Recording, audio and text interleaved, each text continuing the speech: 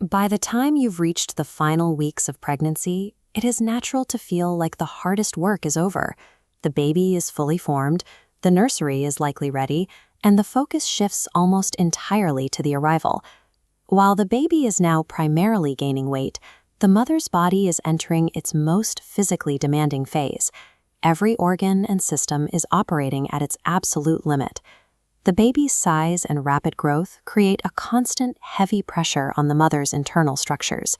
This isn't a static weight, it's a shifting mechanical force that changes how blood and oxygen move through the body.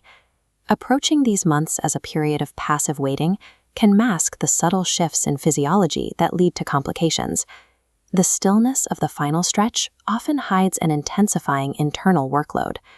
Because late pregnancy brings expected discomforts, like breathlessness and exhaustion, it is difficult to distinguish standard fatigue from a more serious signal. These common symptoms can hide the signs of an internal system under too much stress. A sudden, noticeable drop in the baby's daily movement stands apart from general maternal exhaustion. It is a specific data point reflecting the baby's current environment.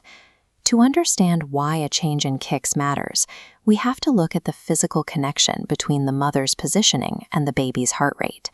The risk involves a mechanical compression of the biological supply chain. When the physical path for blood flow is narrowed, the baby's access to oxygen is directly impacted. This hemodynamic system, the placenta and umbilical cord, provides a constant stream of oxygenated blood. But when a mother lies flat, the heavy uterus compresses the inferior vena cava. This reduces blood pumped back out, dropping the oxygen reaching the baby. Conditions like high blood pressure or gestational diabetes narrow the margins of this system even further, making it harder for the body to compensate for even a minor reduction in blood flow.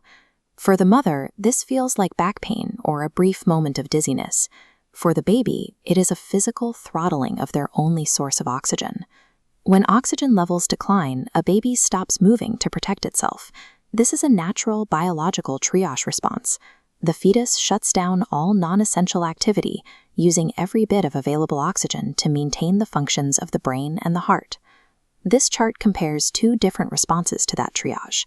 If a mother interprets the stillness as a sign the baby is simply sleeping, she may wait hours while the oxygen deficit continues to worsen. If she recognizes the lack of movement as an anomaly and seeks medical attention immediately, she creates the opportunity for doctors to intervene before the deficit causes permanent damage. The outcome depends on how quickly the mother responds to these silent internal alerts. Speed is the most important factor in restoring the baby's oxygen supply. Doctors have the medical tools to manage these complications, but they can only use them if the mother identifies the problem first. Clinical care begins with maternal awareness. Sleeping on the left side is a biomechanical strategy. It uses gravity to shift the uterus away from the primary thing, keeping the pathway for blood flow as open as possible. Tracking daily kick counts provides a real-time record of the baby's status. A consistent pattern of movement is the most reliable indicator that the oxygen supply is stable.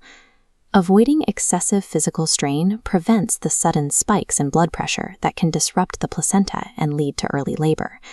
In these final months, a mother's understanding of her own physiology is a vital part of the medical team. Every kick counted and every symptom noted is an action taken to protect both lives.